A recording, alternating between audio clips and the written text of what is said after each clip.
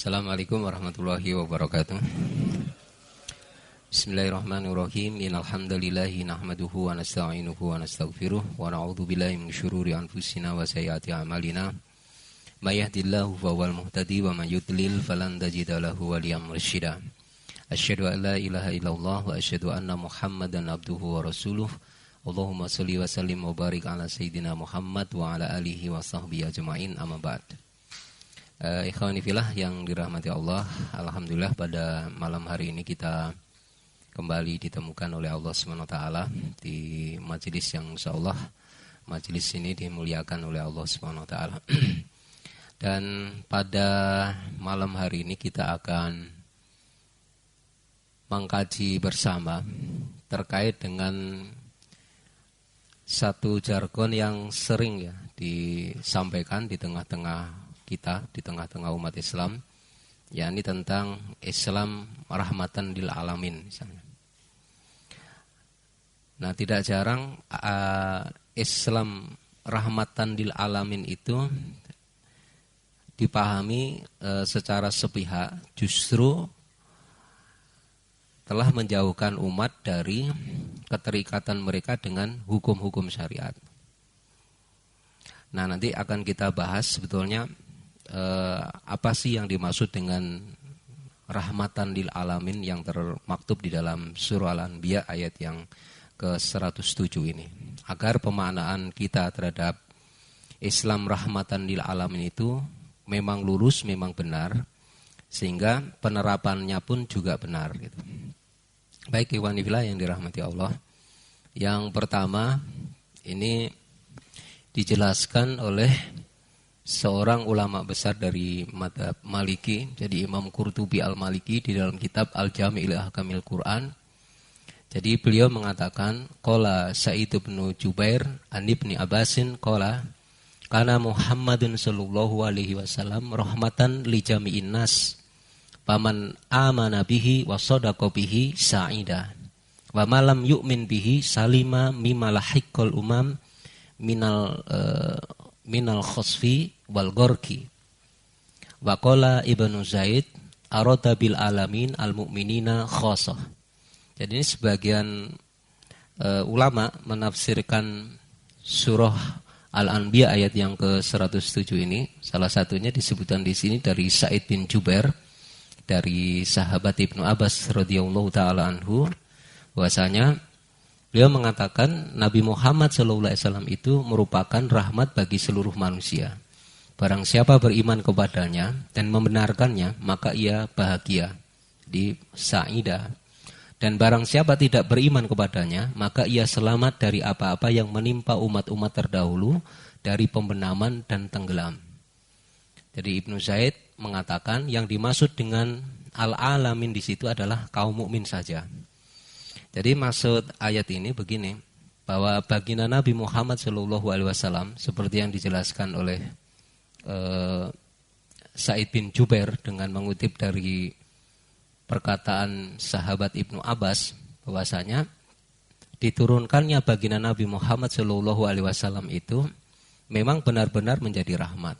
Nah, rahmat bagi orang-orang beriman tentu pada saat orang itu mengimani baginda Nabi SAW dan mengikuti baginda Nabi SAW, maka dia akan bahagia di dunia wal akhirah, khusus di akhiratnya. Sementara kalau orang itu menolak, tidak mau beriman, tidak mau mengikuti baginda Nabi Muhammad SAW, maka rahmat bagi mereka itu, mereka akan dihindarkan dari azab istiqsal seperti yang dijatuhkan oleh Allah pada umat-umat terdahulu. Jadi adab istiqsal itu siksaan yang diberikan Allah kepada umat-umat terdahulu, yang siksaan itu sampai pada taraf mereka itu dibinasakan semua. Jadi tidak ada satupun yang tersisa. Satu contoh misalnya umatnya Nabi Nuh alaihissalam. Itu mereka dimusnahkan semua. Yang tidak beriman kepada Nabi Nuh dimusnahkan semua. Enggak ada satupun yang tersisa. Kemudian juga umatnya Nabi Lut. Dan juga umat-umat misalnya Nabi Soleh dan seterusnya. Itu semuanya dimusnahkan. Bedanya dengan umatnya Nabi Muhammad, kalau mereka tidak beriman Mereka tidak akan diadab sebagaimana adab yang dijatuhkan Allah kepada umat-umat terdahulu. Mengapa? Karena masih ada baginda Nabi Muhammad SAW. Jadi masih ada orang-orang beriman. Baik, kemudian yang berikutnya di dalam tafsir yang ditulis oleh Imam At-Tabari, Jami'ul Bayan fi Ta'wilil Quran. Jadi beliau mengatakan, wal aulal qaulin fi dzalika bisawab al-qaul alladhi ruwiya an Ibnu Abbas wa huwa anna Allah arsala nabiyahu Muhammadan sallallahu alaihi wasallam rahmatan li jami'il alam mu'minuhum wa kafiruhum.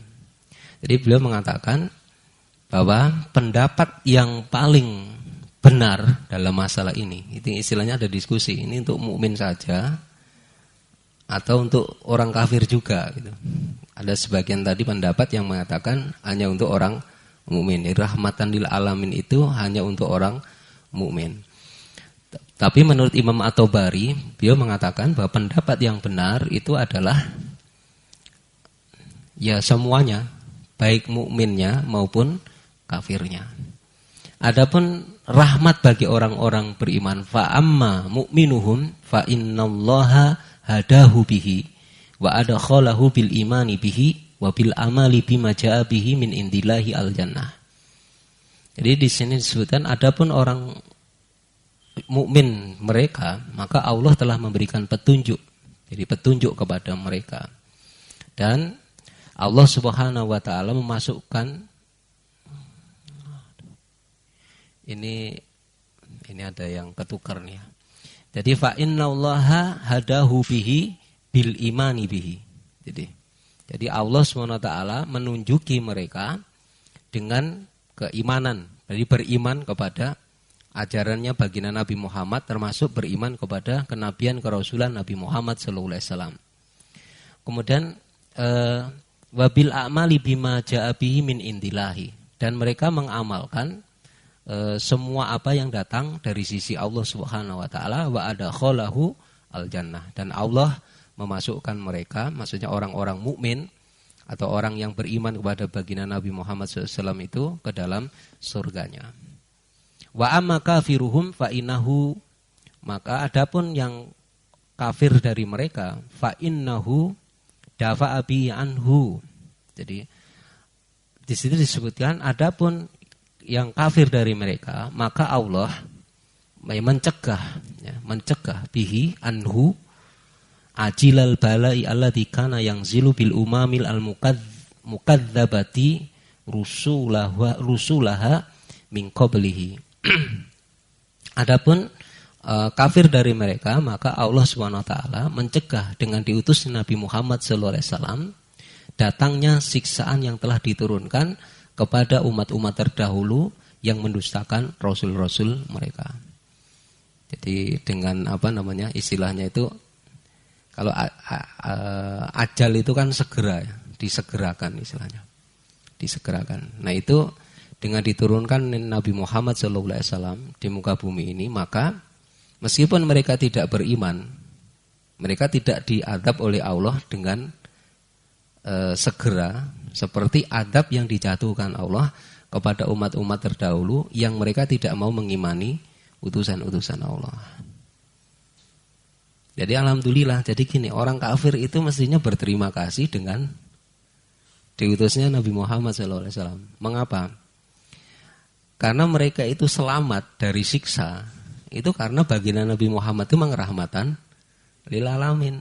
Coba kalau seperti umat terdahulu, kalau mereka tidak beriman kepada Nabi mereka, kemudian mereka itu mengingkari ajaran mereka, langsung dipisahin itu. Yang mukmin dipisahin, yang kafir dipisahin. Yang kafir langsung dihabisin.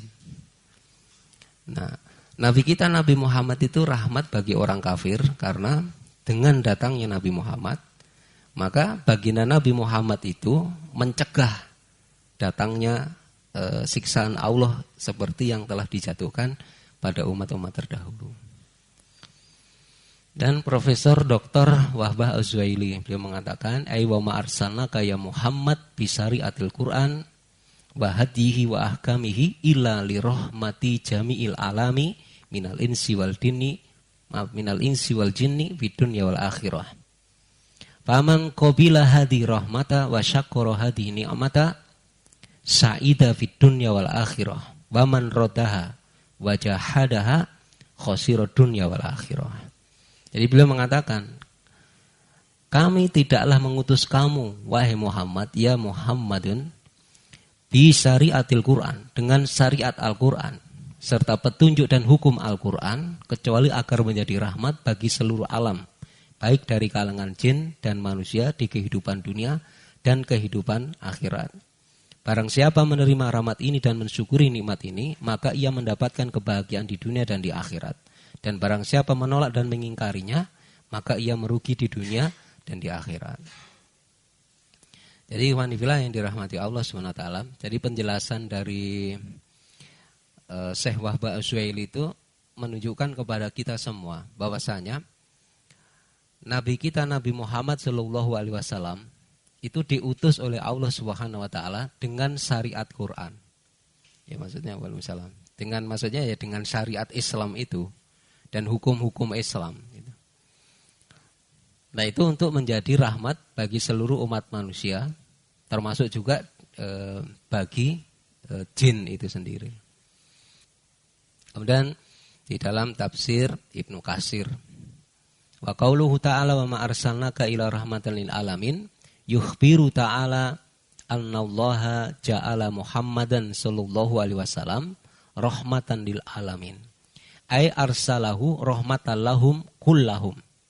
Ini juga memperkuat tadi ya pendapat dari Imam At-Tabari yang mengatakan bahwa rahmatan lil alamin di sini ini tidak hanya berlaku untuk mukmin saja, tapi juga bagi orang kafir. Jadi di sini disebutkan semuanya. Faman qabila hadi rahmata wa syakkara hadi nikmata sa'ida fid dunya wal akhirah wa man raddaha wa jahada khasirad dunya wal akhirah. Ini hampirnya sama ya. Barang siapa menerima rahmat ini dan mensyukuri nikmat ini, maka ia bahagia di dunia dan di akhirat. Barang siapa menolak dan mengingkarinya, maka ia merugi di dunia dan di akhirat. Nah, ikhwan fillah yang ingin saya garis bawah itu di sini. Bahwa orang yang menerima rahmat kemudian mensyukuri nikmat, maka dia bahagia di kehidupan dunia dan di akhirat. Nah, di dalam penjelasan Syekh Wahbah Az-Zuhaili tadi disebutkan bahwa baginda Nabi Muhammad SAW itu diutus oleh Allah. Jadi wa ma arsalnaka ya Muhammad bi syariatil Quran. Jadi rahmatnya baginda Nabi Muhammad SAW itu selain pada beliau sendiri, itu pada hakikatnya adalah karena beliau itu membawa syariatul Quran. Sehingga kalau orang itu menerima syariatul Quran, maksudnya menerima ajarannya baginda Nabi Muhammad SAW, dan juga menerapkan hukum-hukum yang ada di dalam Al-Quran, maka orang itu pasti akan mendapatkan kebahagiaan di dunia dan di akhirat. Tapi intinya sama seperti itu. Nah, ini beberapa ayat yang menunjukkan begini, bahwa pendapat yang mengatakan bahwa rahmatan lil alamin itu juga berlaku bagi orang-orang kafir dalam bentuk mereka itu tercegah dari adabul istisol. Itu ayat-ayatnya ini. Salah satunya misalnya di dalam surah Al-Anfal. Dalam surah Al-Anfal itu wa id qalu Allahumma in kana hadha huwal haq min indika fa'amtir alaina hijaratan minas sama'i awi atina bi adzabin alim wa ma kana Allahu liyu'adzibahum wa anta fihim wa ma kana Allahu mu'adzibahum wa hum yastaghfirun. Dan ingatlah ketika mereka, yakni orang-orang musyrik berkata, ya Allah, jika betul Al-Quran ini adalah benar dari sisi Engkau, maka hujanilah kami dengan batu dari langit. Nantang, seperti kaum-kaum terdahulu. Kalau kaum-kaum terdahulu nantang begitu, langsung dihujani benar. Cuma kalau umatnya Nabi Muhammad itu tidak seperti itu. Ditunda oleh Allah SWT. Kemudian dia mengatakan awi atina bi adzabin alim, atau datanglah kepada kami azab yang pedih. Dan di sini disebutkan dan Allah sekali-kali tidak akan mengazab mereka sedangkan kamu berada di antara mereka. Jadi kalau masih bercampur, Nabi Muhammad SAW masih bercampur dengan mereka, maka mereka tidak akan diadab. Meskipun mereka ingkar kepada baginda Nabi dan ajaran baginda Nabi Muhammad SAW. Dan tidaklah pula Allah akan mengazab mereka sedangkan mereka meminta ampun. Wahum yastaghfirun. Dan disebutkan di dalam surah Al-Fat ayat yang ke-25, lau tazayyalu la'adzabnal ladzina kafaru minhum adzaban alima. Sekiranya mereka tidak bercampur baur, yang mukmin tidak bercampur dengan apa? Yang kafir, maka tentulah kami akan mengadab orang-orang kafir itu di antara mereka dengan azab yang sangat pedih. Menurut para ulama, azab yang pedih di sini adalah adzabul istisol, ditumpas sampai seakar-akarnya istilahnya. Kemudian ini ikhwanifillah yang sering kita kaji ya. Jadi baginda Nabi Muhammad SAW seperti yang dijelaskan tadi oleh Profesor Dr. Wahbah Azwaili, itu beliau membawa Al-Quranul Karim yang di situ di dalamnya dipenuhi dengan berbagai macam petunjuk dan juga hukum-hukum yang mengatur kehidupan kita. Dengan simpelnya begini, baginda Nabi Muhammad SAW itu diutus oleh Allah SWT dengan membawa dinul Islam. Nah, dinul Islam inilah yang akan menjadikan umat manusia itu berada di dalam kebahagiaan jika mereka mau menerimanya. Ini yang apa? Di dalam kitab Mutabanat kan begini ya. Kalau definisi Islam itu, yang dimaksud Islam itu huwa ad-din alladzi anzalahu Allahu ala sayyidina Muhammadin. Di situ ada ala sayyidina Muhammadin. Karena kalau agama selain Nabi Muhammad SAW itu, kalau di Al-Quran ya, tidak dijelaskan secara qot'i, namanya juga agama Islam. Jadi apakah agamanya Nabi Isa itu Islam, termasuk juga Nabi Musa itu Islam, tidak ada keterangan di dalam Al-Quran yang qot'i. Sementara kalau agamanya Nabi Muhammad disebut dengan dinul Islam, itu memang ada. Jadi inna dinna indallahi al-Islam. Wa ma yabtaghi ghairal islami dinan fala yuqbala minhu wa fil akhirati minal khasirin. Dan bitandimi alaqatil insani bi khaliqihi wa bi nafsihi wa bi ghairihi min banil insan wa alaqatul insani bi khaliqihi tasmul aqaid wal ibadat wa alaqatuhu bi nafsihi tasmulul akhlaq wal mat'umati wal malbusati wa alaqatuhu bi ghairihi min banil insan tasmulul muamalati wal uqubati. Jadi ini ikhwanifillah yang sering dijelaskan ya oleh musyrif-musyrif kita atau guru-guru kita. Kira-kira Islam itu seperti ini. Nah, kalau agama kita, agama Islam yang sempurna seperti ini diterapkan, diterima, disyukuri, diterapkan, maka itu pasti akan membawa kebahagiaan. Membawa kebahagiaan. Nah, ini ada beberapa hal ya yang perlu kita perhatikan. Karena memang Islam wa ma arsalnaka rahmatan lil alamin ini sering dipakai juga gitu oleh kelompok liberal justru untuk menolak penerapan syariat Islam. Jadi formalisasi syariat Islam di dalam ranah negara itu justru bertentangan dengan watak Islam sebagai rahmatan lil alamin gitu. Jadi rahmatan lil alamin itu seakan-akan kesannya itu gini. Kayak semacam apa ya? Kalau dibahas di kitab-kitab kita itu, yang di kitab apa? Saksiyah 3 itu kayak semacam ilat gitu. Jadi kayak semacam ilat.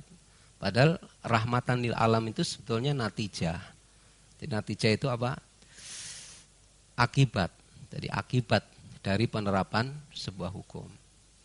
Yang pertama yang perlu kita pahami adalah Islam rahmatan lil alamin bukanlah Islam yang bisa dipeluntir agar sejalan dengan fakta rusak yang bertentangan dengan akidah dan syariat Islam. Satu contoh misalnya itu Islam rahmatan lil alamin itu apa ya yang sering apa Ustaz Syarif ada contohnya enggak? Ya, yang toleran istilahnya. Jadi nggak boleh maksa-maksa, nggak boleh maksa-maksa. Jadi nggak boleh. Ya misalnya kalau sekarang itu apa namanya LGBT itu harus apa namanya harus diayomi, gitu. Harus diayomi. Mengapa harus diayomi? Karena Islam itu memang rahmatan lil alamin gitu loh maksud saya itu. Jadi kalau LGBT itu malah diberantas atau dimusnahkan, itu watak Islam sebagai rahmatan lil alamin itu jadi musnah, hilang di situ. Gitu. Masih banyak lah contoh-contoh lain ya, contoh-contoh yang gimana Zat? Ya, ucap Natal misalnya rahmatan lil alamin. Kalau teman-teman kita yang suka mempersekusi itu kan juga sering bilang ini rahmatan lil alamin, jaga gereja rahmatan lil alamin. Ceramah di gereja rahmatan lil alamin. Kalau ceramahnya misalnya memang ngomong Kristen Anda harus masuk Islam dan macam-macam, ini malah nyanyi apa namanya malam sunyi itu. Ya Haliloya juga nyanyi di situ. Jadi Islam rahmatan lil alam itu bukanlah Islam yang bisa dipeluntir dengan fakta rusak yang bertentangan dengan akidah dan syariat Islam. Kalau seperti itu mestinya Nabi Muhammad SAW itu tidak sampai mendapatkan perlawanan dari masyarakat yang ada pada saat itu. Karena Islam itu datang memang untuk mengubah baik itu sistem keyakinan maupun sistem hukum yang berlaku di tengah-tengah masyarakat pada saat itu. Kemudian Islam rahmatan lil alamin bukanlah Islam yang anti jihad. Dulu pernah juga disampaikan ya. Jadi Islam rahmatan lil alamin itu anti jihad, nggak boleh perang. Yang merupakan bagian tak terpisahkan dari ajaran Islam. Jihad dan perang itu bagian tak terpisahkan dari ajaran Islam. Jadi kalau kita misalnya saudara-saudara kita yang mereka melawan orang-orang kafir, ya kan Islam itu rahmatan lil alamin, jangan perang, jangan jihad, gitu. Itu juga ada ya seperti itu. Sampai kemudian ada istilah jihad itu, ya banyak lah pokoknya intinya. Apa misalnya kayak jihad melawan hawa nafsu, terus jiwa defensif atau jihad apa? Ada jihad konstitusi ada. Jihad melawan korupsi, ya memang salah semua itu ya jihad melawan. Kalau jihad karena jihad itu punya pengertian syar'i masalahnya, bukan hanya pengertian lafadznya. Kemudian Islam rahmatan lil alamin juga bukan Islam yang sejalan dengan hak asasi manusia, demokrasi, sekularisme dan isme-isme lain yang bertentangan dengan Islam. Kemudian Islam rahmatan lil alamin bukanlah Islam yang hanya dipersepsikan untuk mengatur urusan-urusan privat serta hal-hal yang bersifat individualistik serta asik dengan dunia esoteris. Karena gini, Islam itu seperti ini masalahnya. Dan semua perkara ini juga wajib diterapkan. Kemudian yang berikutnya, Islam rahmatan lil alamin bukanlah Islam yang dijajakan dan dipropagandakan kelompok liberal sekularis, demokrat dan pluralis. Kalau di Indonesia sekarang yang menguasai salah satu ormas terbesar di Indonesia itu istilahnya Gus Durian, itu sebenarnya liberal, kelompok liberal. Nah, kelompok liberal sendiri itu difatwakan itu sesat, bahkan bisa kafir.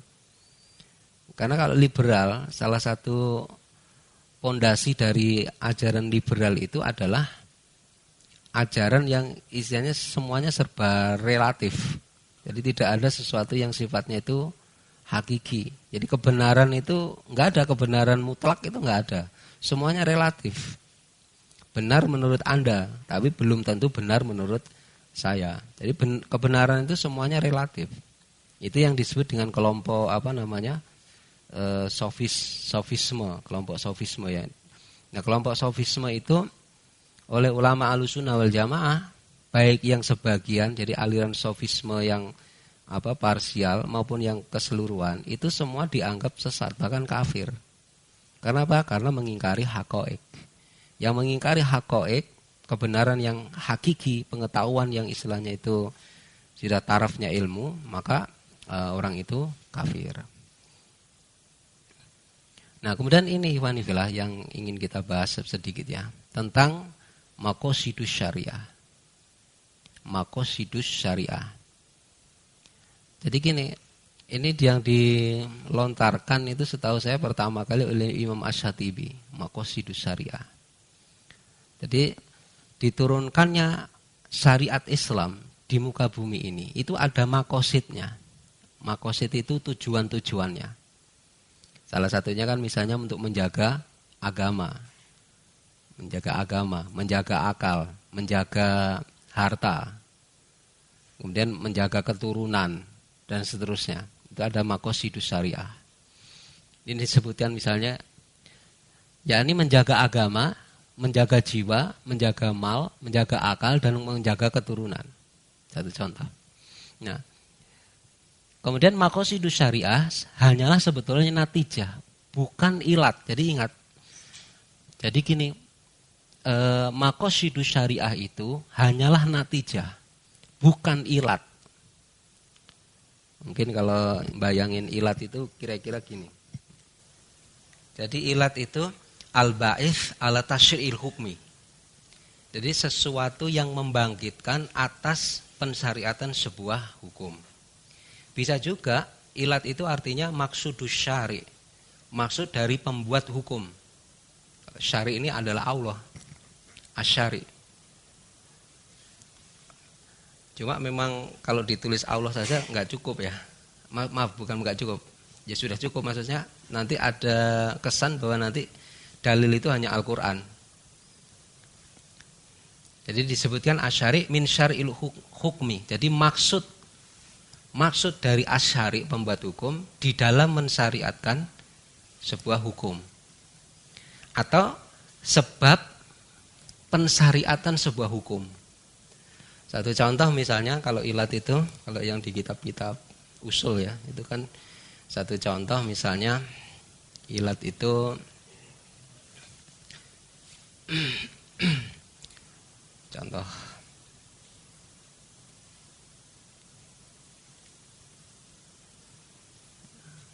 yang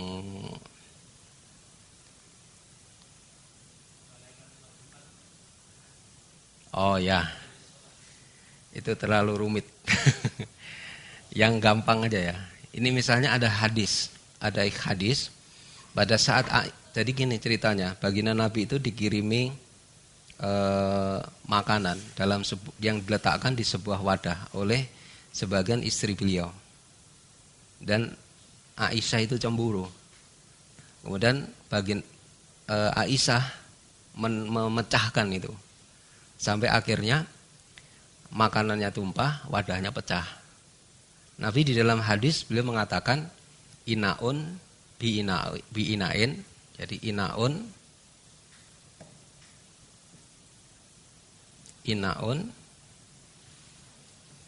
bi inain wa ta'amun bi ta'amin.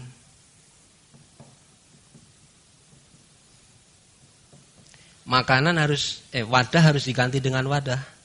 Makanan harus diganti makanan.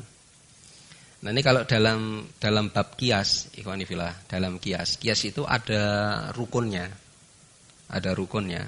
Nah, salah satu rukun dari kias itu harus ada ilatnya.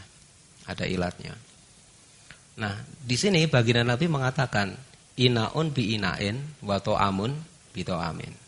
Maksud hadis ini, beliau memerintahkan Aisyah untuk mengganti wadah yang rusak, diganti dengan wadah yang baru, yang sepadan atau yang senilai. Makanannya juga harus diganti, gitu. Jadi ini yang disebut dengan al-asalnya. Al-asal itu dalilnya, dalil paling asalnya. Ya, kalau dalam rukun qiyas itu ada al-asal, ada hukmul asal. Ini yang 1, 2. Ini ada al-hukmul Maaf. Ada hukmul asli. Dan yang ketiga itu ada ilat. Dan yang ketiga itu ada al-far'unya, cabangnya misalnya. Hukum asalnya itu ini. Jadi hadis ini inaun bi inain wa ta'amun bi ta'amin. Hukum asalnya gini, berdasarkan hadis ini. Hukum asalnya kalau ada orang memecahkan barang milik orang lain atau makanan orang lain, maka hukum asalnya dia wajib mengganti. Nah, ilatnya di sini ada ilatnya. Mengapa hukum wajib mengganti itu dirumuskan dari sini? Ternyata selain dia mengandung hukum asal, ada ilatnya nih nas. Karena tidak semua nas mengandung ilat. Nah, ilatnya itu karena dia merusakkan barang milik orang lain. Jadi di sini ilatnya. Jadi ini merusak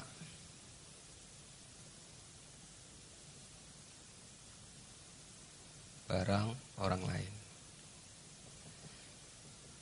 Makanya ikhwanifillah, walaupun di sini itu hanya wadah dengan makanan, tapi nanti ini asalkan di sini misalnya cabangnya misalnya antum ngerusakin bukunya orang, ya bukunya orang, atau antum ngerusakin HP lah, HP misalnya, HP-nya orang.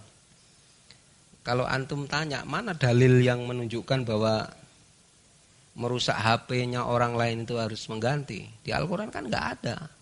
Di Sunnah juga nggak ada HP-nya. Karena nggak ada HP.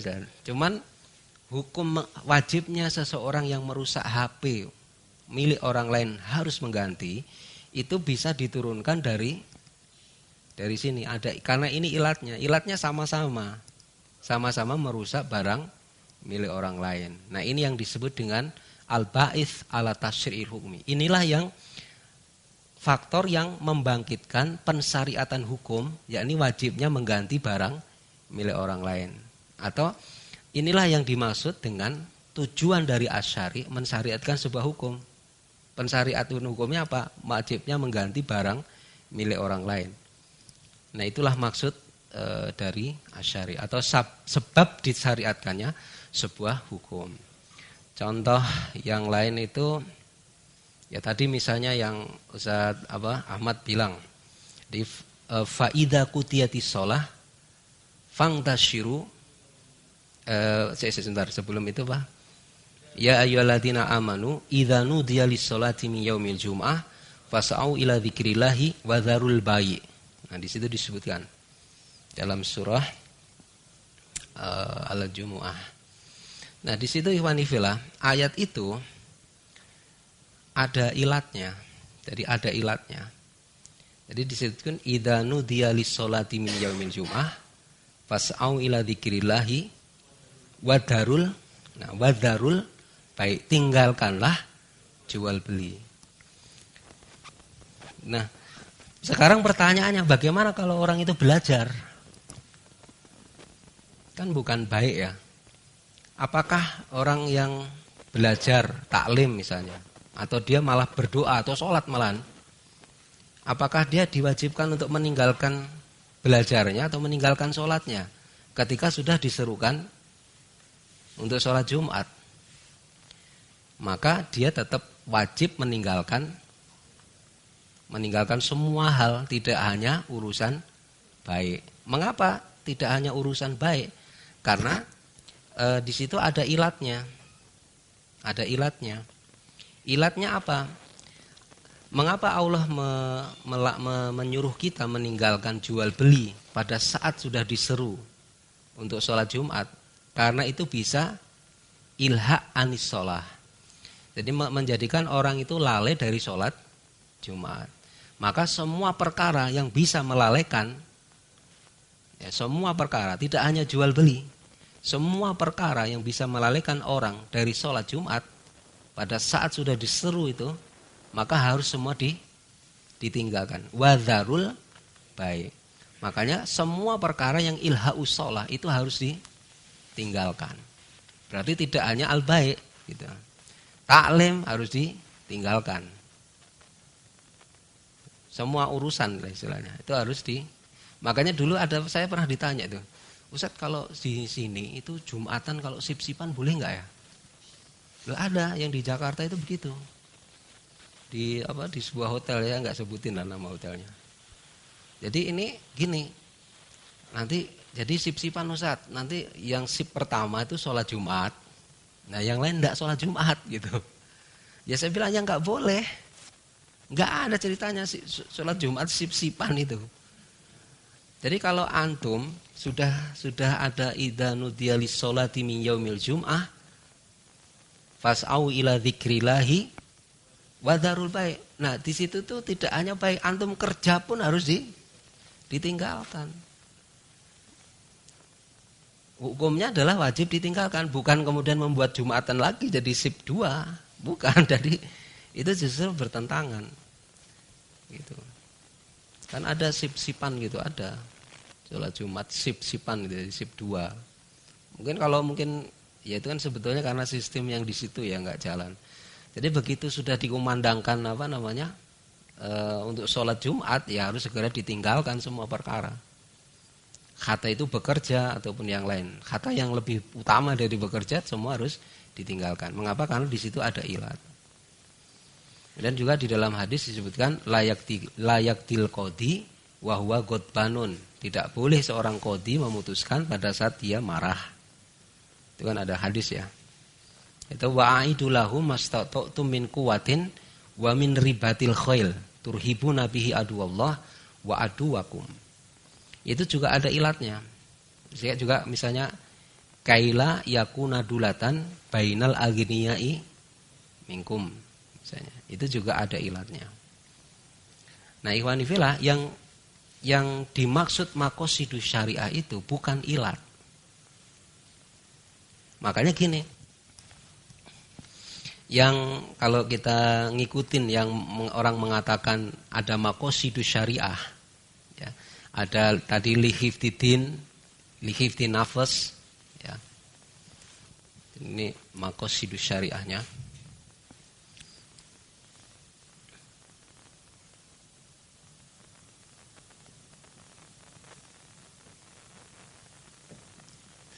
Nah, jadi misalnya untuk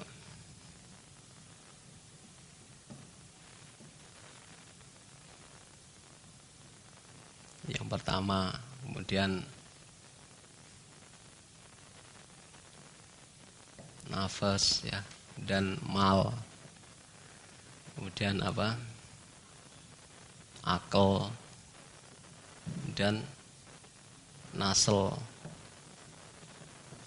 Ya. Jadi ikhwan fillah, kalau yang dimaksud ilat itu begini. Ya. Kebanyakan orang-orang yang tadi yang saya sebutkan, kelompok-kelompok yang pengen menyerang formalisasi syariat Islam itu, menjadikan maqasidus syariah itu seperti ilat. Gitu. Satu contoh misalnya lihibdidin, atau misalnya apa? Untuk menjaga agama, misalnya satu contoh. Menjaga agama.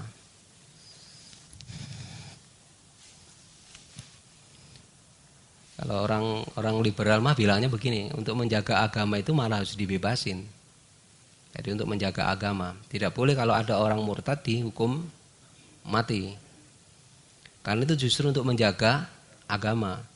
Bukan begitu. Yang dimaksud lihibdidin itu untuk menjaga orang mukmin itu supaya agamanya tidak rusak. Aslinya begitu.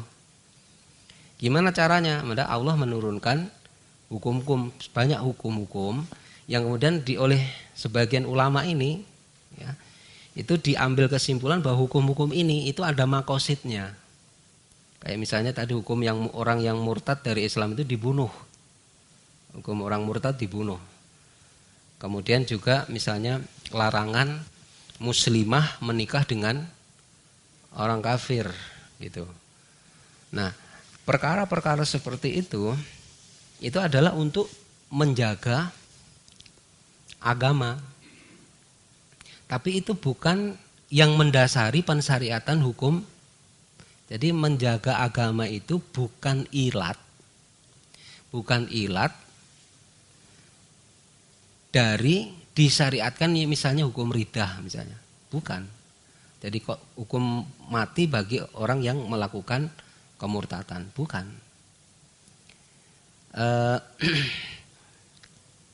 Tapi dia hanyalah natijah.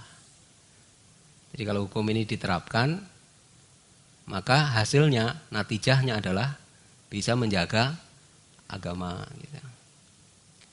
Bukan menjadi dasar pensyariatan hukum itu, bukan.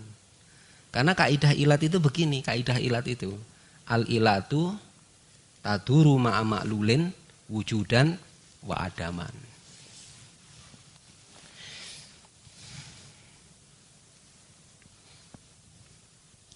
Jadi al-ilatu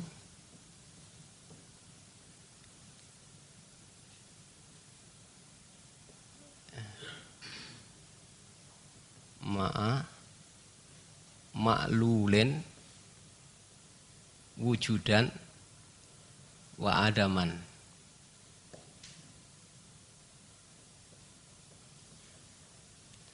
Ilat itu beredar dengan yang diilati, adanya atau tidak adanya. Jadi kalau ilatnya nggak ada, hukumnya nggak ada.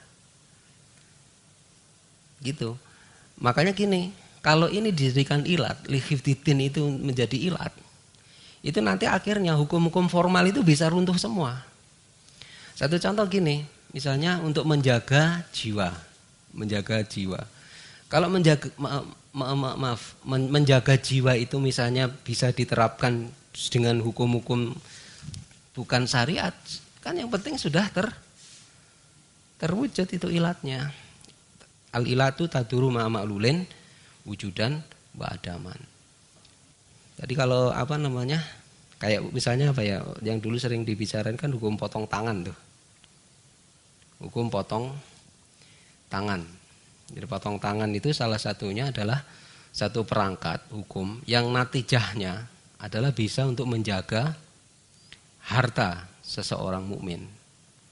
Gitu, harta seorang mukmin. Jadi kalau harta seorang mukmin itu bisa dijaga dengan hukum apa saja, maka itu bisa dipakai. Kata misalnya tadi nggak pakai hukum potong tangan, asalkan ya ilatnya itu dasar dari pensyariatannya itu dapat, maka tidak harus diterapkan itu hukumnya. Jadi makanya gini ikhwanifillah, kalau kita menggali hukum, jadi menetapkan hukum, itu tidak boleh menggunakan maqasidus syariah. Itu intinya. Menetapkan hukum itu kaidahnya harus dengan ijtihad. Yang sering orang keliru itu di situ. Jadi kita misalnya mau menghukumi ini boleh atau tidak, halal atau haram, itu tidak boleh berdasarkan maqasidus syariah. Karena maqasidus syariah itu memang bukan ilatus syariah. Baik itu parsial maupun keseluruhan. Nah, kalau kita mau menetapkan hukum syariat itu harus berdasarkan proses ijtihad. Jadi ijtihad itu berarti kita meneliti dalil, kemudian ada wajhul istidlalnya istilahnya, ada dalil, kemudian ada wajhul istidlalnya, kemudian ada istidlal itu sendiri. Itu caranya. Baru kemudian menghasilkan produk hukum. Bukan dengan yang tadi disebutkan maqasidus syariah. Karena orang sekarang kan gampang dengan pakai maqasidus syariah. Loh kalau pakai kalau di penjara orang juga sudah kapok, sudah enggak mencuri lagi, ngapain harus dipotong tangan? Toh itu sudah tercapai kok. Gitu. Ya kira-kira seperti itu. Makanya di sini disebutkan yang ketiga itu perumusan hukum mesti mengikuti kaidah ijtihad dan istimbat yang lurus, bukan dengan maqasidus syariah. Baik, ikhwanifillah, kira-kira seperti itu ya. Islam dan maqasidus syariah. Jadi maqasidus syariah itu bukan ilat atas semua hukum syariat, tetapi ia adalah natijah atau hasil dari penerapan hukum syariat. Yang namanya penerapan hukum syariat itu karena natijah, kadang-kadang tercapai, kadang-kadang tidak tercapai. Makanya jangan begini, kita bilang kalau nanti syariat Islam itu diterapkan, kita bilang pasti nanti akan semuanya itu akan makmur gitu, jangan. Karena itu memang natijah, rahmatan lil alamin itu natijah. Bisa jadi memang tercapai, bisa jadi juga tidak tercapai. Tapi memang sulit ya kita jelasin ini, kalau nggak pasti itu nggak enak istilahnya. Gitu. Tapi padahal yang benar itu memang ini istilahnya, lupa saya. Ya. Jadi maqasidus syariah bukanlah ilat. Jadi ilat itu seperti tadi bayangannya. Jadi dia itu yang menjadi sebab pensyariatan sebuah hukum. Sehingga dia bisa membangkitkan untuk hukum. Jadi hukum itu bisa dijadikan hukum bagi cabang-cabang atau persoalan-persoalan lain. Asalkan ada kesesuaian ilatnya. Kemudian yang ketiga, ikhwanifillah. Ulama yang membahas maqasidus syariah tidak mengganti atau mengubah hukum-hukum syariat formal dengan alasan maqasidus syariah. Kata Imam Asy-Syatibi sendiri, itu tidak pernah mereka memfatwakan hukum potong tangan nggak berlaku lagi. Karena sekarang pakai hukum demokrasi juga sudah bisa menjaga harta misalnya. Kan yang penting menjaga hartanya. Bisa terwujud kok pakai dengan hukum-hukum yang lain. Gitu. Itu bukan seperti itu maqasidus syariah itu. Sehingga hukum-hukum formal dalam Islam itu bisa diabaikan itu, bukan seperti itu.